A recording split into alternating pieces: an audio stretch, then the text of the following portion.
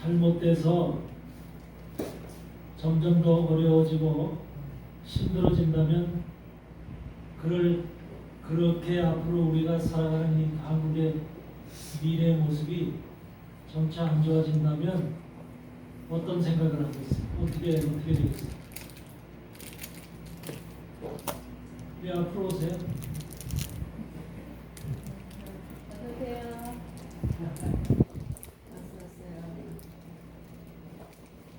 한국에는 반드시 이런 엄청난 고비가 오게 돼 있거든, 고비가. 근데 이것도 고비가 왜 오냐면 여자들이 아이를 낳을 때는 산고의 고통을 겪잖아. 하나님이 산고의 고통을 하나님이 한국에 반드시 거쳐야 된다고 그래. 산고의 고통. 그래서 이게 나라가 혼란하고 이념이 서로 간에 서로 이념 대립을 하고 안에서 정말 여러 가지 마음의 감정들이 좋지 않은 이런 상태가 지금 지속되는 이유들이 전부 다 하나님이 이런 것들도 다 예비하고 준비한 사건들이라는 거예요. 그래서 이런 것이 앞으로 좋아지는 것이 아니라 점점 더 안 좋아지는 쪽으로 악해지는 쪽으로 간다는 거예요. 이게 사실은 미국에서도 이스라엘에서도 들려온 소식이에요. 최근에. 근데 지금 무슨 소리냐면은 아리알 랍비라고 하는 이스라엘의 여인인데 여자인데 90살 먹은 여자예요. 근데 랍비면서 카발라라는 거 알죠? 유대 신비주의의 아주 전문적인 학자라고도 볼 수 있는데 예언가. 이 예언가는 그냥 보통 예언가가 아니라 뭐냐면 로스차일드나 세계의 가장 부유한 유대계 그룹들 있잖아. 최고의 부자 그룹들이 로스차일드, 록펠러, 블랙락이라고 하는 이런 세계 최고의 부자 그룹들이 있거든. 네. 세계 경제를 손에 쥐고 움직이는 이런 사람들이 이 여인한테 와서 자문을 구해요. 앞으로 세상이 어떻게 돌아갈 것인가, 어디다가 우리가 투자를 하면 좋을 것인가, 우리 앞으로 로스차일드도 그러니까 이런 모임을 어디서 하냐면 뉴욕에서 해요. 그래서 이분이 이제 뉴욕을 가끔가다 가서 그 사람들의 모임이 있어서 모임 속에서 이제 이런 세계 경제, 이제 지구상의 세계 경제를 놓고 어디다가 앞으로 어떻게 변할 것인가, 어떻게 이제 상황이 변할 것인가 이런 것을 놓고 집중적으로 이분한테 자문을 구해요. 이런 여인이 바로 이제 아리아리라고 하는 여인인데 90세래요, 90세. 이런 사람이 뭐라고 예언을 하냐면 앞으로 한국은 최고의 투자처라고 해요. 최고의 투자처. 한국이. 왜 그러냐면 우리가 지금 남북한은 갈라져 있죠? 네. 남북한은 갈라져 있어서 외부인들이 생각하지 못하는 사람들이 볼 때는 뭐냐면 갈라져 있는 현상만을 볼 때는 불안하고 전쟁이 일어날 수도 있고 이런 아주 상황이 좋지 않은, 그래서 경제적으로도 투자할 만한 가치가 없는 이런 나라로 외형적으로 보인다는 거예요. 외형적으로. 그런데 지금 현재 지구상에서 최고의 앞으로 미래를 봤을 때 최고의 조건을, 경제적인 조건이나 이런 여러 가지 환경을 쥐고 있는 나라가 대한민국이라고 이 사람은 딱 집었어. 딱 집어서 로스차일드라든지 이런 사람들이 이런 그룹에서 이 여인의 말을 듣고 지금 8천억 불을 한국에 투자하기로 결정이 됐어. 8천억 불을 한국에 투자하기로 돼 있는데 그것이 뭐냐면 38선이 지금 막혀 있기 때문에 38선이 막혀 있기 때문에 그거를 이제 두려움과 이제 이런 모습으로 볼 수 있는데 실질적으로는 그것이 열리는 날, 38선이 열리는 날 한국의 남북한을 통틀어서 그 지역은 어마어마한 보호라는 거예요. 경제적 가치가 가지고 있는 엄청난 보고라는 거예요. 그거를 사람들이 보질 못한다는 거예요. 근데 이 여인은 그걸 핵심적으로 짚으면서 바로 남북한은 조만간에 그것이 열리면서 통일이 될 것이라는 거예요.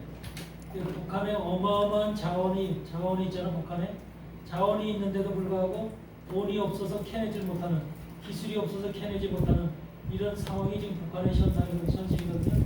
이런 현실 속에서 그런 것들을 캐낼 수 있고, 그런 것들이 남한의 기술과 이런 것이 전부 다 이제 북한으로 들어가서 이렇게 하나가 되면 어마어마한 그 이제 부가가치가 생산이 된다는 거죠.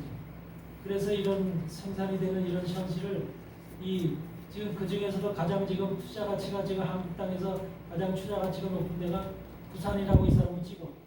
부산. 왜 그러냐면 부산은 싱가포르처럼 세계 모든 물류의 집합지가 된다는 거예요.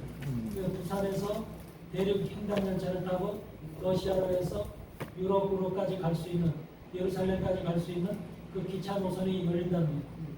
그래서 그런 길이 부산에서 출발하기 때문에 모든 노선들이 전부 다 모든 배들이나 이런 것들이 집중적으로 부산에 몰려들게 그렇게 되어 있다는 거예요. 그러니까 이런 것을 볼 때 그래서 부산에 지금 8천억 불이라고 하는 어마어마한 돈을 수백조 원의 돈을 갖다가 한국에 투자하게끔 로스차일드 가문에서 이미 결정이 됐다는 거예요.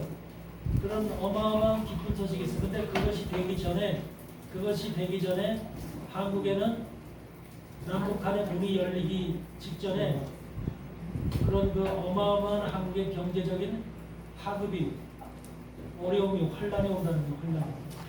그러면서 이것은 교회를 향한 이 양반은 보면 메시아가 오기를 기다리는 분이야.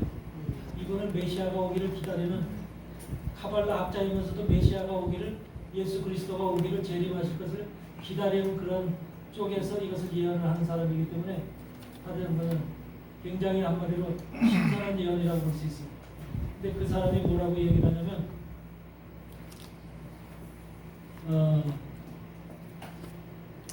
몰라 2026년 8월이 되면은 많은 변화가 있을 것이다. 한국에 많은 변화가 있을 것이다. 그러면서 한국의 AI 산업서부터 여러 가지 기술이 지금 세계 속에서 최고조로 올라가 있거든요. 앞으로 세계가 원하는 것은 뭐냐면, 세계가 원하는 기술의 그 핵심은 뭐냐면 전기하고 자석이라는 거예요. 전기, 자석. 그러니까 전기를 갖다 공급할 수 있는 것, 전기를 생산할 수 있는 이런 것이 엄청나게, 전기라는 것이 산업의 동력이잖아요. 전기가 없으면 아무것도 못하잖아. 인터넷도 못하고 아무것도 못하잖아요. 전기는 어마어마한 그런 핵심인데, 그 전기하고 자석이라고 하는 것이 앞으로의 미래 산업의 핵심이라는 거예요. 근데 그 전기 산업에 우리나라가 전기를 무한적으로 생산할 수 있는, 태양열을 통해서 무한적으로 생산할 수 있는 그 같은 기술을 한국에서 지금 세계 최초로 만들어냈잖아요. 그것이 뭐냐면 한마디로 말해서 태양과 같은 모습을 지금 한국에서 만들어 놓고 있죠. 그래서 1억 도의 온도를 갖다가 지금 1억 도의 온도를 갖다가 유지할 수 있는 그런 것을 지금 한국의 과학기술이 그걸 지금 만들어 놓고 세계 최초로 그걸 지금 만들어 놓고 앞으로 이제 상용화를 바라보고 있는데, 이런 상태가 지금 한국에 돼 있기 때문에 또한 자석이 어마어마한 한국의 기술을 통해서 자석이 만들어지고 있고 만들어졌어요. 이런 것들이 세계가 지금 주목하고 있는 한국의 기술 현상이기 때문에 이런 것을 통해서 한국이 미래의 모든 세계 산업의 핵심적이고 주권을 질 수밖에 없는 그러한 기술을 한국은 이미 확보하고 있다. 이렇게 지금 보고 있는 거예요. 그런데 이런 것이 되기 전에 어마어마한 이제 어려움이 한국에 닥칠 텐데, 그것은 교회들이, 그래서 앞으로는 지금도 우리가 지금 보면은 뭐 민주당이다, 국힘당이다 해서 우리 저 좌파다, 정통이다 해서 서로 대치하고 싸우죠. 이런 갈등이 점점 더 심해진다는 거예요. 대한민국 안에서 갈등이 심해지는데, 이런 갈등이 심해짐을 통해서 한국의 상당한 사람들이 서로를 멸시하고 서로를 갖다가 한마디로 말하면 화합이 되지 않는, 파괴되지 않으면 불안한 사회 구조가 앞으로 점령된다는 거예요. 이러므로 인해서 한국 사람들끼리 서로 화합과 연합이 되지 않는 상태로 된다는 거예요.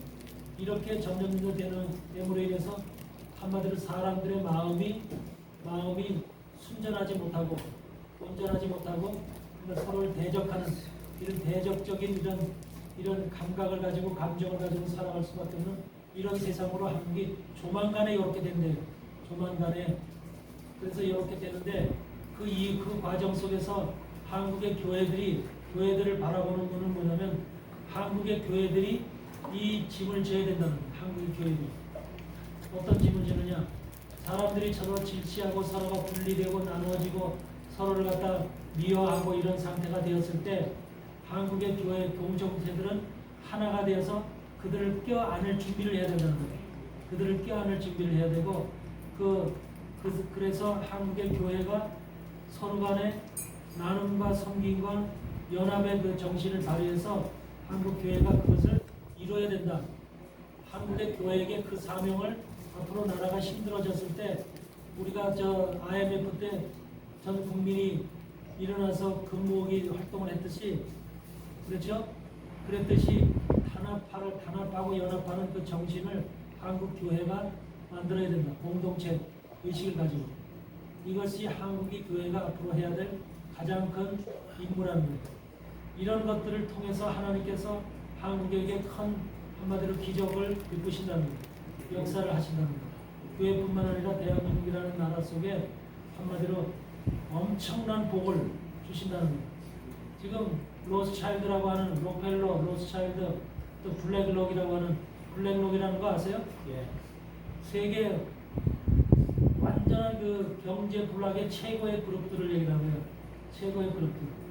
거기에 비해서 보면 우리나라 삼성이나 현대나 이런 것들은 세 발의 피야, 세 발의 피. 그러니까 그런 그룹들이 한국을 주요 요점으로 바라보고 거기다 초점을 두고 모든 투자 계획을 거기다 세우고 있다는 것을 세우고 있다고 하는 현실. 그것이 얼마 전에 6월 초에 5월 달에 미국에서 뉴욕에서 모인 그들의 합의 사항이 그렇다는 거예요. 합의 사항이. 그러니까 이런 과정을 앞으로 한국에 어마어마한 하나님의 뜻과 계획이 있고 이러한 현실이 앞으로 한국 땅에서 벌어질 텐데 이 벌어질 이것을 이루기 위해서 그 과정을 통해서 한국과 남한과 북한이 통일되어지는 이런 사건들이 벌어진다는 거예요. 과정이. 그리고 이 사람들은 이미 북한에 투자할 것을 낮은 선봉지구서부터 개성서부터 이런 모든 지역 북한의 시루지서부터 이런 데 개발할 지역들을 이미 다 그들은 선정해 놓고 거기에 투자할 것을 전부 다 이미 계획을 다 정해 놓고 있다는 거예요. 로차일드에서. 이런 것들이 다 지금 한국 땅을 향한 이런 모든 계획들이 거대한 부를 가지고 있는 그 사람들이 그들이 유대인 그룹들이잖아요. 유대인 그룹들이 이것을 갖다 한국하고 해서 그래서 JK 펀드라고 해요. JK 펀드라고 하는 곳에서 이것을 제가 운영하면서 이것을 이 일을 실시한다고. J라는 것은 뭐 유대를 가리켜 J. 주다 그러죠. J가 유대인을 상징하는 것이고 K는 코리아. 그래서 유대인과 코리아의 펀드, 결합된 펀드가 바로 이 일을 행한다는 거죠. 여러분들 최근에 삼성에서 발표한 내용을 보면은 삼성에서 앞으로는 뭐가 없이도 핸드폰이 되죠. 기지국 없이. 이런 기지국이 없고 또 어디 뭐 이렇게 가입이 안 돼도 얼마든지 할 수 있는 그런 기기가 나오죠. 새로운 첨단 기기가 한마디로 우주하고 소통함으로 인해서 모든 것이 되어지는 그런 것이 세계 최초로 한국 삼성에서 나온다는 거예요. 이게 얼마나 이게 한국이 조그만 나라가 대단하냐 그 말이에요. 근데 왜 외국의 거대한 경제 그룹들이 이걸 보고 있는 거예요. 이걸 어떤 나라도 이것을 행할 수 있고 이룰 수 있는 나라가 미국도 못하는 거예요. 이걸 미국도 못하는데 이걸 한국이라는 조그만 나라가 이 기술로 상당히 누구도 감히 상상을 못하는 그 높은 기술을 소유하고 있으면서 이것을 상용화시키는 이런 단계까지 이뤘다고 하는 것은 이것은 보통 일이 아닌 거죠. 그래서 우리가 앞으로도 대한민국에는 하나님의 뜻을 이루기 위해서 하나님께서 빛을 내려주실 거예요. 하나님께서 빛을 내려주실 텐데, 근데 여기에서 그분이 하는 말이 있어. 이런 것을 받을 수 있는, 이 아리엘이라고 하는 분이 하는 말씀이, 이런 것을 받을 수 있는 준비가 된 사람만 받는다는 거예요. 준비가 된 사람. 준비가 되지 않은 사람들은 못 받는다는 거예요. 이 축복을, 하늘에서 내리는 축복을 못 받고 경제적인 축복을 못 받는다는 거예요. 그들이 여기다 만약에 수천억 불을 갖다 투자한다면, 대한민국 땅에 투자한다면 그거를 볼 수 있는 눈이 있어야 되는 거죠. 볼 수 있는, 그걸 바라볼 수 있는 눈이 있어가지고서 그걸 대비하고 준비할 수 있는 그런 마음의 자세가 돼 있어야지. 세상이 어떻게 돌아가는지, 그 블랙록이 뭔지, 또 로스차일드가 뭔지, 그들이 무슨 일을 하는지 전혀 생각도 없이 사는 사람들은 이건 되질 않는다. 세계가 돌아가는, 경제적으로 돌아가는, 정치, 경제, 군사적으로 돌아가는 현실 속에서 지금 대한민국이 처하고 있는 위치를 우리는 생각을 하고, 대한민국을 향한 이런 거대한 계획들이 세계 속에서 움직이고 있다고 하는 이것은 보통 일이 아니에요. 우리 대한민국 5,000년 역사에서 마지막을 장식하는 거대한 인류사의 거대한 계획들이 지금 실천되고 실천을 준비하고 있다고 하는 사실을 여러분들은 마음으로 기쁘게 받으시기 바랍니다. 이런 세상이 지금 우리 앞에 닥쳐오고 있다고 하는 것을 여러분들 깨달아요. 그러므로 인해서 이런 것이 조만간 열림으로 인해서 우리가 남한에 있는 교회들이 북한에 가서 북한을 복음화시키고 저들을 변화시키면서 저들이 하나님, 우리가 남북한이 영적으로 하나가 되어서 이거 예루살렘을 율법에서 복음으로 예수님 앞으로 돌아오게끔 하는 그 역할을 감당해야 된다는 거예요. 여러분들, 예루살렘은 이스라엘이 돌아오는 것은 자연적으로 돌아오는 게 아니에요. 성경의 기록을 보면은 반드시 이쪽에 동방에 있는 우리가 그들을 갖다 변화시켜야 되는 거예요. 변화시키고 그들을 예수 그리스도의 복음 안으로, 믿음 안으로 들어올 수 있게끔 우리가 역사를 해야 되는 거예요. 이런 것들이 얼마나 중요한 우리에게 주어진 사명이나 이런 거예요. 근데 그 사명을 깨닫지 못하고 오늘날도 만약에 자기 멋대로 자기 의지대로 사역을 한다거나 교회를 하고 이끌고 있다면 그건 안 되는 거죠. 미래를 예상하고 준비를 하고 5년 후 10년 후를 예상하고 어떻게 될 것인가, 주님의 때가 어떻게 될 것이라고 하는 것을 우리가 우리 감 잡고 거기에 대해서 준비하고 예비하는 그 자세가 필요한 것이지, 그냥 현실만을 바라보고 살아가는 그런 사람이 되어서는 안 되죠. 이런 지금 세계 속에서 거대한 움직임이 있다고 하는 사실, 이것을 여러분들이 깨달으시기 바라고, 그러므로 인해서 우리에게는 엄청난 지금 귀한 그 일들이 벌어지고 있다. 그러면서 그분은 이런 것을 뭐라고 얘기하냐면, 한국에서 벌어지고 있는 이런 기술적인 지금 부흥, 또 산업적으로 AI에서부터 이런 모든 것을 뭘로 얘기를 하냐면 한국 땅에서 이루어질 우림과 둔림으로 얘기를 하고 있다. 우림과 둔림. 우림과 둔림이 무슨 뜻이에요?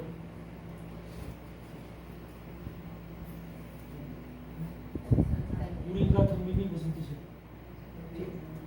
제사장의 가슴에 달고 있던 뜻이 우림과 둔림이죠? 근데 그게 뜻이 무슨 뜻이냐고? 빛과 진리죠? 빛과 진리로, 그것이 대한민국의 빛과 진리의 역할을 감당하면서 빛과 진리로 그 길로 나가야 된다는 거죠. 대한민국의 교회들이 빛과 진리로 나가야 된다는 거예요. 왜? 제사장이 가슴에 달고 있는 것이 우림과 둔림이듯이 우리 교회들이, 대한민국의 교회들이 우림과 둔림의 역할, 빛과 진리의 역할로 앞으로 나가야 된다는 거죠. 그러면서 그것이 우리나라가, 대한민국이 제사장의 나라이기 때문에, 앞으로 제사장의 나라로 하나님이 이미 선정된 나라이기 때문에 그 제사장의 나라로서 우리의 그 위치를 생각하고 깨닫고 그것을 이루어갈 수 있는 저희들의 모습이 되어야 된다 하는 사실을 깨달으시길 바랍니다. 대한민국은 분명히 제사장의 나라예요. 그 제사장의 나라를 뭐라고 그래요? 장자의 나라라고 그러죠. 이스라엘에서 민수기 3장에 보면은 장자는 누구만 됐어요? 장자들은 이스라엘의 레위 지파 첫 번째 태어난 자들은 이스라엘의 장자로 삼았죠. 장자로 삼았으면 장자는 바로 누구야? 하나님이 나의 것이다. 하나님이 장자들은 나의 것이다. 그랬죠? 장자들은 나의 것이다. 하나님의 소유가 하나님 것이요. 하나님 것. 그 레위와 장자들 속에서 바로 레위인이 나오는 것이고 제사장이 나오는 것이죠. 레위인이 나오고 제사장이 나오는 것이죠. 그래서 레위인과 제사장만 성전 가까이 하면서 성전 속에서 일을 하면서 하나님을 보좌하고 하나님과 함께 있을 수 있는 자격을 가진 자들이 바로 레위인과 제사장이잖아요. 그렇죠? 그러한 백성으로 선택되어진 나라가 대한민국이라고 생각할 때 대한민국의 교회 안에서 그런 자들이 나와야 된다고 생각을 한다면 얼마나 대한민국 교회에 대한 하나님의 관심이 하나님의 집중적인 하나님의 마음이 이 속에 있겠느냐 그 말이에요. 이러한 사실을 여러분들은 반드시 깨달아야 돼요. 대한민국 교회가 이 마지막 때는 정말로 깨달아야 되는데 이러한 지금 여러분 지금 어디야 그 운동장 저기 지금 데모하는 데 어디죠? 잠실에서 데모하는 사람들의 대부분이 교인들의 젊은 청년들 수많은 교인들이 십자가 들고 미국 태극기 들고 한국 태극기 들고 그러고서 데모하는 거죠. 대부분의 교인들이 지금 상당히 많은 젊은 세대들이 이런 나라의 위험한 사항을 통해서 깨어나고 있다는 것. 우리가 이렇게 하고 있어서 안 된다는 것. 또 대학가들이 깨어나고 있다는 것. 이것은 굉장히 고무적인 사건이거든요. 미래를 위해서 엄청나게 지금 한국에 예전에는 그런 젊은이들이 숨을 지키고 가만히 있었죠. 그런데 이제는 젊은이들이 일어나고 있다고 하는 사실이 엄청나게 나라에 이것이 변화가 앞으로 변화가 예상되어지는 큰 사건이라고 하는 것을 여러분들은 기억하시기 바랍니다. 이것이 굉장히 지금 중요한 사건 중에 하나입니다. 그래서 한국에서 4차 산업이 발달하고 이 인터넷서부터 무슨 이 스마트폰서부터 이 모든 우주선서부터 이 AI 사건 이런 것들이 태양 이 저거 광적 전기가 나타나게 되고 우리나라는 또 물도 만들어낼 수 있는 소금물로 갖다 물을 만들어낼 수 있는 모든 기술이 지금 다 만들어져 있죠. 그걸 갖다 아랍에다 수출하잖아요. 물이 앞으로는 부족한 시대가 돼요. 우리가 먹는 물이 부족한 시대가 되는데 소금 바다에 어마어마한 물을 갖다가 소금물을 우리가 먹는 물로 바꾸는 그런 것이 전부 다 한국의 기술로 다 지금 돼 있죠. 사우디아라비아나 유럽 아랍에 있는 그 사막 국가들이 한국의 그 물로다가 물로다 바꾸는 이러한 것을 통해서 그것을 갖다 혜택을 보고 있는 이러한 현실이 지금 현실이에요. 이런 상황이 벌어지고 있다. 이게 얼마나 지금 한국의 기술이 지금 대단한가를 여러분들이 알 수가 있죠. 이런 현상들이 지금 벌어지고 있다는 것을 우리가 깨달아야 됩니다. 하여튼 우리나라는 장자 국가라고 하는 것, 장자 국가라는 것, 제사장 국가라고 하는 것, 하나님의 아들들이 이 땅에 살고 있다는 것, 주님의 신부들이 이 땅에 살고 있다는 것, 이것이 여러분 속에 바로 그런 자들이 전부 다 출현해야 되는 거예요. 여러분들이 바로 그런 하나님의 사람들을 출현해야 되는 거예요. 아멘? 그래서 왜 여기 지금 이 지도를 그려놨냐면 여러분들이 이스라엘을 여러분들 가본 사람도 있지만 그냥 이스라엘이 상징적인 이스라엘이 아니라 그냥 이스라엘 땅의 이스라엘이 아니라 이스라엘을 저렇게 오늘날 현실까지 1948년도 5월 14일에 다시 독립을 시켜서 2000년 만에 다시 그 땅에 이스라엘 다시 만드셨죠. 태어나게 했죠. 이 이유가 그냥 이유가 아니야. 그렇게 되어질 수가 없는 거죠. 그런데 하나님의 기적으로 이스라엘 땅에 예전에 있던 그 땅에 가나안 땅이잖아. 저 땅이 가나안 땅이 그대로 이스라엘이 지금 현대 만들어지면서 그 옛날에 불려지던 그 이름 그대로 불려지고 있죠. 이런 것들이 이것이 얼마나 지금 하나님의 역사가 기적같이 마지막 시대에 지금 이루어지고 있느냐를 우리가 현실로 눈으로 보여지는 것이거든요. 우리 전 시대는 이런 걸 못 봤어요. 우리 전 시대는 이런 이스라엘이 2000년 만에 태어나는 걸 못 봤는데 우리는 눈으로 봤잖아. 눈으로 보여지고 있고 눈으로 지금 모든 걸 확인하고 있잖아. 그런데도 이스라엘이 저렇게 탄생되어서 저렇게 현실에 존재하고 있는데도 불구하고 주님이 오신다고 하는 이 사건에 대해서 막막하게 생각하고 있다면 얼마나 무지한 인간들이냐고. 이스라엘의 탄생은요, 주님이 오신다는 사인이에요. 그 뭐라고 그랬어요? 마태복음 24장에서 무화과 나무에 가지가 연하여지고 잎사귀를 내며, 무화과 나무가 그동안 예수님이 살아계실 때 무화과 나무를 저주했지요. 이 무화과 나무가 다 말라붙어 떨어졌죠. 열매가 안 열렸죠. 그래서 무화과 나무는 죽은 거예요. 이스라엘이라고 하는 무화과 나무는 죽었는데 그 무화과 나무가 다시 살아나는 거예요. 물이 올라와야만 다시 잎사귀가 나고 살고, 그 잎사귀 가지가 연해지고 잎사귀가 열리고 열매를 열릴 거 아니에요. 이런 것들이 마지막 시대 저 이스라엘을 통해서 이루어져야 될 일이거든요. 이미 주님 계실 때 이미 예언을 한 내용이에요. 그래서 그 시간 동안에 이스라엘이 저렇게 새롭게 되어지기까지는 이 세계 속에서 이방인한테 복음이 전파돼서 그동안 2000년 동안 이스라엘은 복음하고 무관하게 살았는데, 이제 복음이 2000년 동안 이방인에게 전달이 돼서 그 복음을 전달받은 이방인들은 복음으로 예수 그리스도의 사람들로 변했잖아. 수많은 사람들이 예수의 사람들로 변하고 하나님의 구원의 반열에 들어가게 됐잖아. 그래서 우리는 율법을 섬기는 자들이 아니라 예수님의 복음을 섬기는 자들로 바뀌어져 있잖아요. 이미 우리는 이제 구원의 반열에 서 있는 사람들이에요. 그래서 하나님께서 마지막 시대에 이렇게 변화된 이방인 속에서, 이방인의 나라 속에서 하나님께서 바로 하나님의 장자들, 제사장 그룹들, 이런 사람들을 세우시라고 이미 성경은 약속하고 있는 거예요. 그래서 이 마지막 시대에 제사장이 되어지는 이 백성들을 뭐라고 그래요?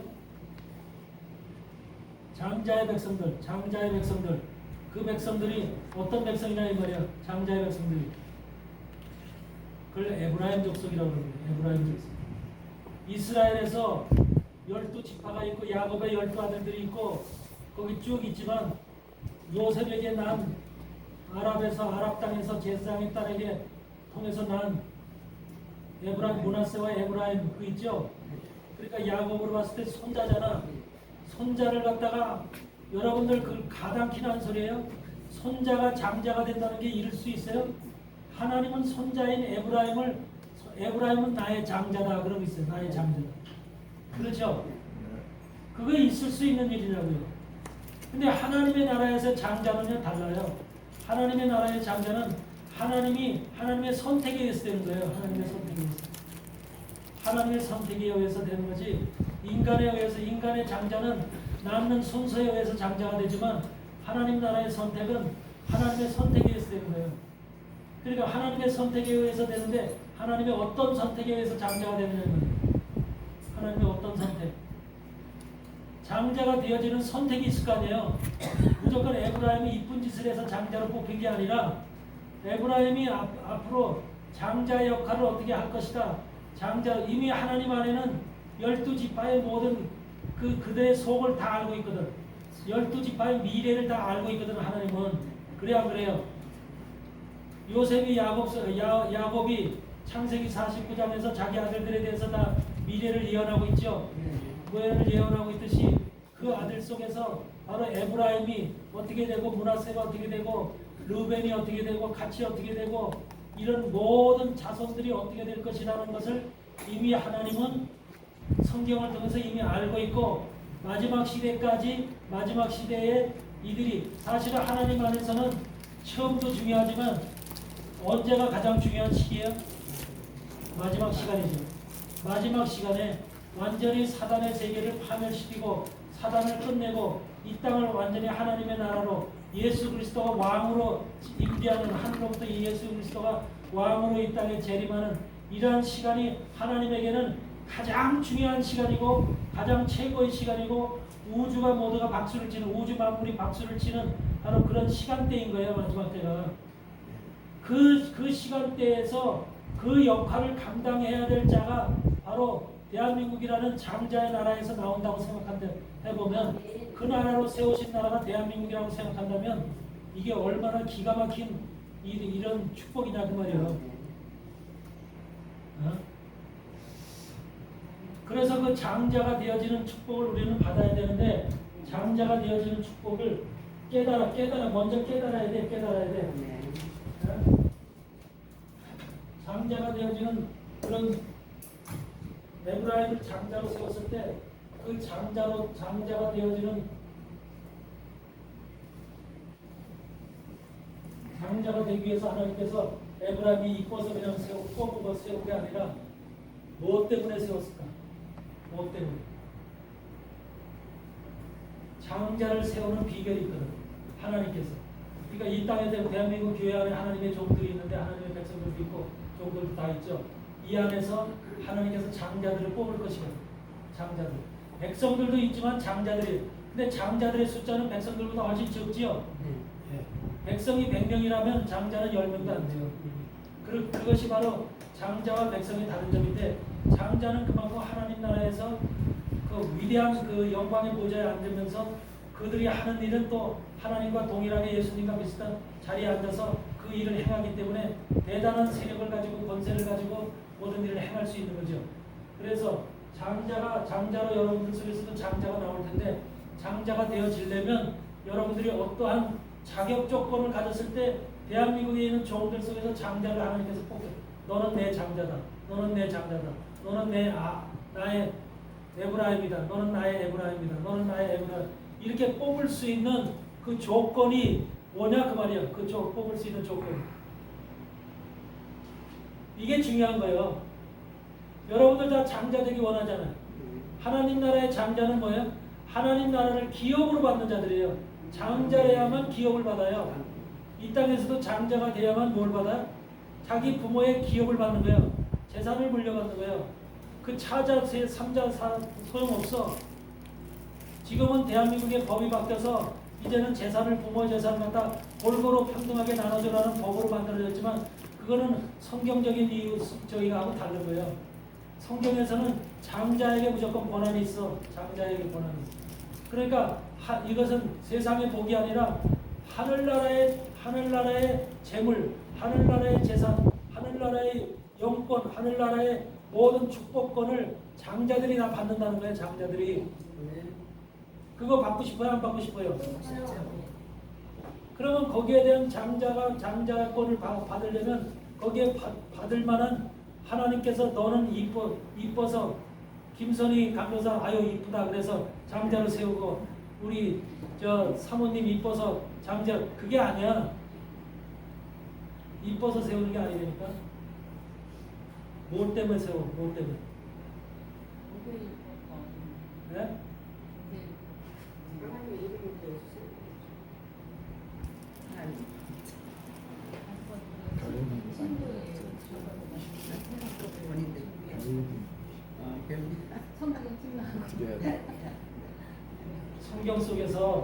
성경 속에서 장자를 세우는 유일한 말씀이 어디서 나와? 장자를 세우는 유일한 말씀이 나오는 것이 어디? 창세기 27장 별기만다 예수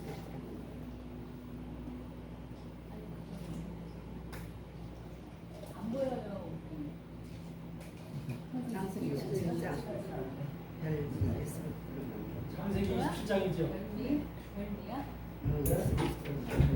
그렇지 그쪽 창세기 27장이죠. 네. 그러니까 장자가 되기 위해서는 지금 야곱이 아버지 이삭에게 가지고 올라가는 데 있지. 그게 뭐예요? 별미를 가지고 올라가죠. 근데 별미하고 별미만 가지고 올라가는 게 아니야. 아버지한테 갈 때는 별미하고 떡을 가지고 올라가지. 근데 별미는 어머니 리브가가 만들어주지. 네. 그렇죠? 네. 그러니까 별미하고 떡을 가지고 올라갈 수 있는 자격을 소유해야만 장자로 축복을 받는 거예요. 장자로. 여러분들이 별미를 만들어야 되는 거죠. 근데 여러분들이 별미를 만드는 것이 아니라 여러분 스스로 만드는 것이 아니라 여러분 실력으로 신학으로 재주로 만드는 것이 아니라 성령의 가르침으로 성령이 깨닫게 하심으로 성령이 여러분을 지도하심으로 여러분이 별미를 만들어야 되는 거예요. 맛있는 음식을 별미라는 것은 맛있는 음식, 향기로운 음식, 남이 모든 사람들이 즐겨하는 음식을 별미라고 그러죠. 그런 별미를 하나님이 즐겨하는 음식, 하나님이 기뻐하시는 음식, 하나님이 사랑하시는 음식, 하나님이 야 참 좋다, 이 향기롭다, 아 어쩜 이렇게 잘 만들었냐, 이렇게 하나님이 여기시는 그 음식을 별미를 여러분들이 만들어서 올라가야 돼. 각자 공동체로 만드는 게 아니라 여러분 각자가 만들어서 가지고 올라가야 돼. 여러분 별미는 절대로 내가 만드는 게 아니에요. 성령이 만들으셔야 돼요. 리브가는 바로 이삭의 아내이지만 이삭의 육체적인 아내이기도 하지만 이삭과 한 몸이야, 한 몸. 그렇죠? 남편과 아내이기 때문에 이삭과 한 몸이죠. 예. 한 몸이기 때문에 한 몸은 이삭이 생각하는 것을 다 알아 몰라. 잘하죠. 그렇기 때문에 이삭이 얘기한 것을 리브가는 다 알고 있는 거야.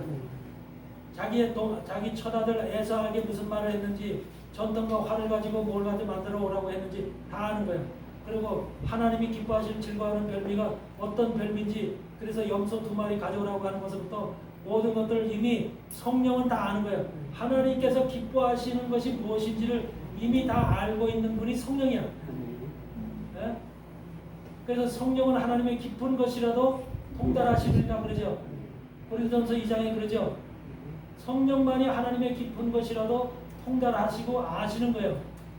여러분은 하나님의 깊은 것이라도 다 알아요, 몰라요? 우리는 몰라요. 우리가 무슨 재주로 하나님의 깊은 것이라 알아요? 조금 겉핥지만 않은 겉핥기만. 아직까지 우리는 뭐냐면 어린아이. 가르쳐준 거, 보여준 것만 아는 거예요.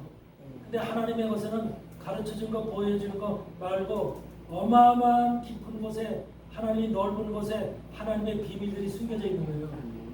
우주 만물 속에. 이런 상황 속에서 우리가 별미를 만들 수 있다는 것, 별미를 만들어서 가지고 올라가야 된다는 이것이 대한민국 교회 종들 속에 내가 별미를 가지고 하나님 앞에 올라가서 장자권을 취득해야 된다고 생각하는 종이 몇 사람이나 있을 것 같아요. 지금 현재 이 땅에 이 말씀을 깨닫고 있는 자도 없어요. 얼마나 지금 답답한 상황인지 아세요?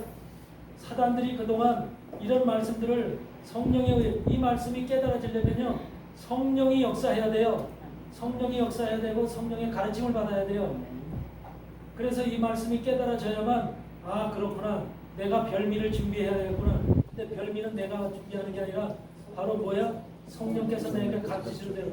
근데 성령이 가서 염소를 가져오지 않지요. 2마리 염소를 가져오라 그러죠. 2마리 염소가 필요하지요. 그럼 별미 속에 들어가 있는 내용이 뭐야? 별미의 내용물은 뭐라는 거야? 내용물. 이 별미 속에 들어져 있는 내용물이 뭐야?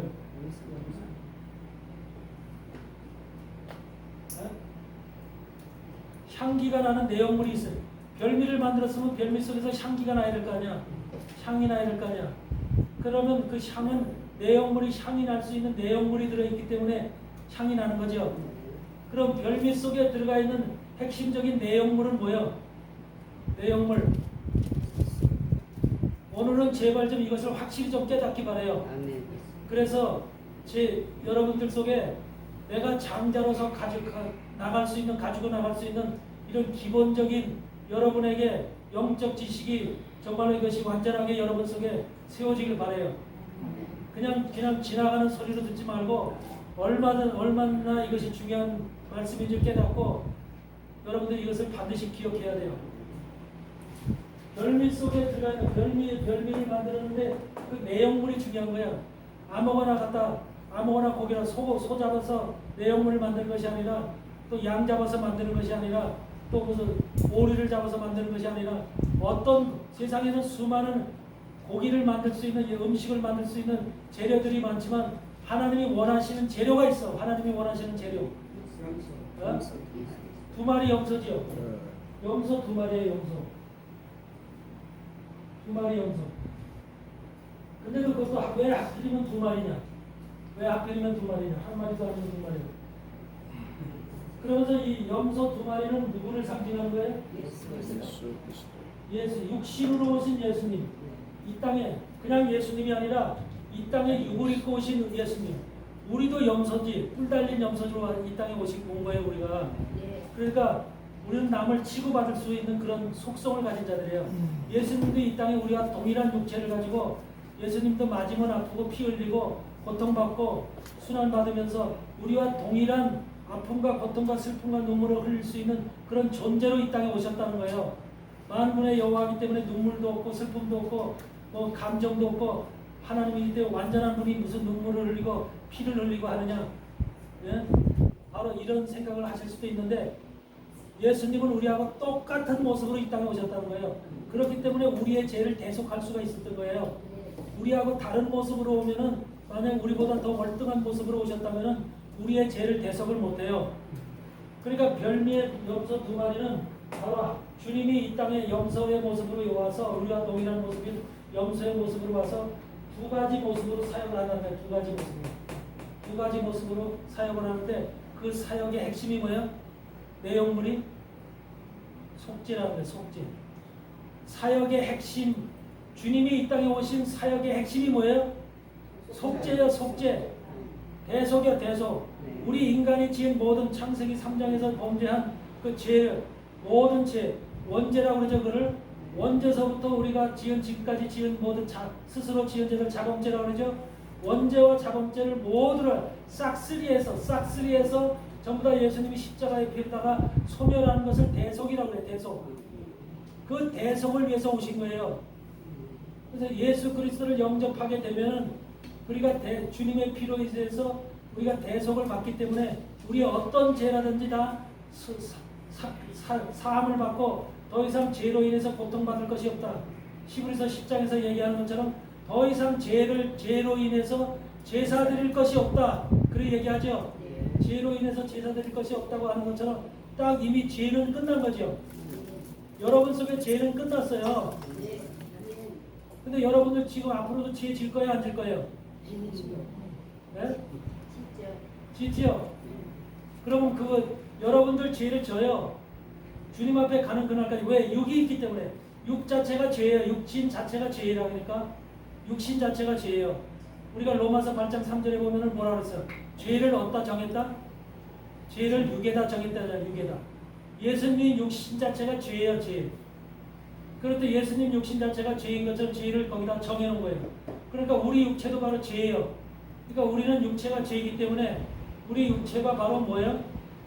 사망 당해야 되는 거예요. 사망. 죄의 값은 사망이기 때문에 그래서 육신이 죽는 것이 바로 죄의 값으로 죽는 거예요.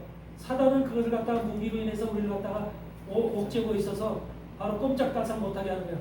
사망이라는 무기를 딱 들고 있어가지고서 너는 내 손에 잡혀서 사망이라는 세력 속에 잡혀서 바로 그 사단에게 이끌림을 받아서 여태까지 살아온 것이 인생의 모습입니다. 그런데 예수 그리스도를 영접하게 되면 예수 그리스도의 십자가 사건을 받아들이고 예수를 영접하게 되면은 그 예수의 영접이 십자가 사건이 영접이 내가 지금까지 원죄와 자범죄의 모든 것들을 완전 무결하게 깨끗하게 제로로 만드시더라고요.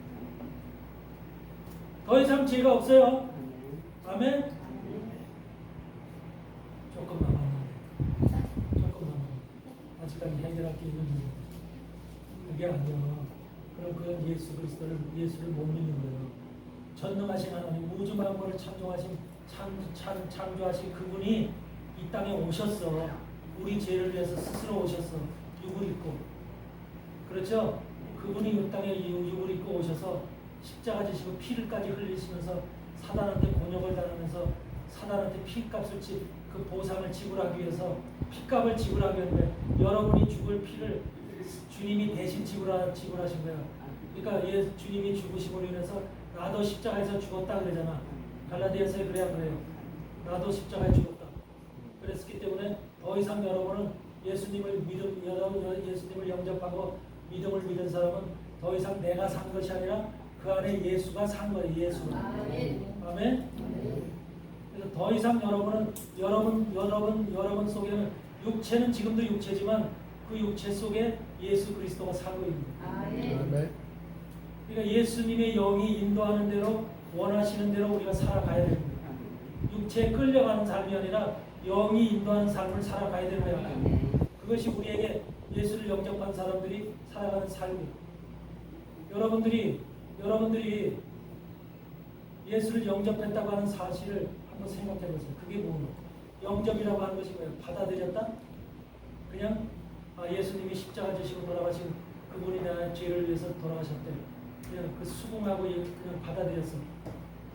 그 사건 그 자체야? 그것이 영접이야? 영접이라는 깊이를 여러분들 생각해 보셨어요? 우리 보통 그냥 예수를 받아들이면 아멘하고 받아들이면 그냥 교회 들어와서 예수를 이렇게 목사님이 설교하고 말씀드렸을 때 예수를 받아들이고 아멘하고 그러면 그냥 예수 영접한 사람으로다가 이렇게 봐. 그 영접이라는 게 그렇게 단순한 게 아니에요. 영접이라는 거예요. 여러분 이스라엘 사람들이 할례를 얻다가 죄다 받죠. 할례를 받아. 이스라엘 사람들은 살에다 할례를 받아. 살에다 할례를 받아. 우리들 어디다 할례 받아? 마음에다 할례를 받아. 마음의 할례를 받아. 그렇죠? 심령의 할례를 받아. 그럼 이스라엘 사람들이 할례를 받을 때는 할례 받을 때 증상이 뭐예요? 고통, 아픔, 그 다음에 피지요. 피가 나오죠. 할례 받을 때 피 나와야 안 나와요? 살을 찢는 거니까 피가 나오죠. 피가 나오고 고통이 나오고 거기에 모든 고통 속에는 모든 아픔, 슬픔 이런 건 다 있겠죠. 이런 것들이 다 나오는 것이 할례. 이스라엘 백성들이 살에다 할례를 받을 때도 바로 그런 고통을 참고 인내하고 그 고통을 견뎌야만 그 이스라엘 백성으로 인정을 해주는 거예요. 그 할례의 과정을 거친 사람을 바로 너는 이스라엘이다 하고 인정을 해주는 거죠. 그럼 마음의 할례를 받는다는 것은 그냥 예수를 받았다 영접했다는 단순한 그걸로 끝나서는 안 되는 거죠. 마음의 할례를 받는다고 하는 할례라고 하는 것은 바로 주님을 영접했다고 하는 것은 영접 속에는 예수님의 십자가의 사건, 예수님의 피 흘림의 사건, 예수님이 십자가에서 고통받는 그 고통의 사건, 이것이 내 가슴 속에 영접하는 순간 내 가슴 속에 이 깊이 속에 내 속에 임재하고 들어와야 되는 거죠. 예수님의 고통이 내 속에 들어와야 되는 거예요. 고통이 없이 그냥 나 예수님 영접했어요. 하하 좋다. 그게 아니라 예수님을 영접할 때 그 영접의 그것은 단순한 영접이 아니라 고통의 영접인 거예요. 고통의 영접. 아멘. 그냥 우리가 영접이라는 말을 너무나 쉽고 간단하게 얘기하는데 그건 고통의 영접이고 피 흘림의 영접인 거예요. 피 흘림의 영접. 그래야 그것이 진정한 마음의 할례가 되는 거야. 근데 우리가 이 세상에서 지금 교회 속에서 할례를 가르쳐 줄 때, 마음의 할례를 가르쳐 줄 때, 영접을 가르쳐 줄 때 너무나 간단하고 쉽게 가르쳐 주는 거야. 그러므로 인해서 예수님의 영접하는 것이 영접이라는 것이 그냥 단순하게 그냥 쉽고 간단한 일처럼 모든 그렇기 때문에 예수님을 그렇게 그런 정도로밖에 안 하는 거야. 실질적으로 여러분이 예수님을 영접한 사람이라면 그게 바로 할례거든요. 할례를 받는 거예요. 할례를 받는 순간이에요. 할례를 받는 순간에 바로 여러분들은 예수님이 당하신 아픔과 고통과 피 흘림에 그것이 여러분 심령 속에 아픔으로 다가와야 됩니다. 고통으로.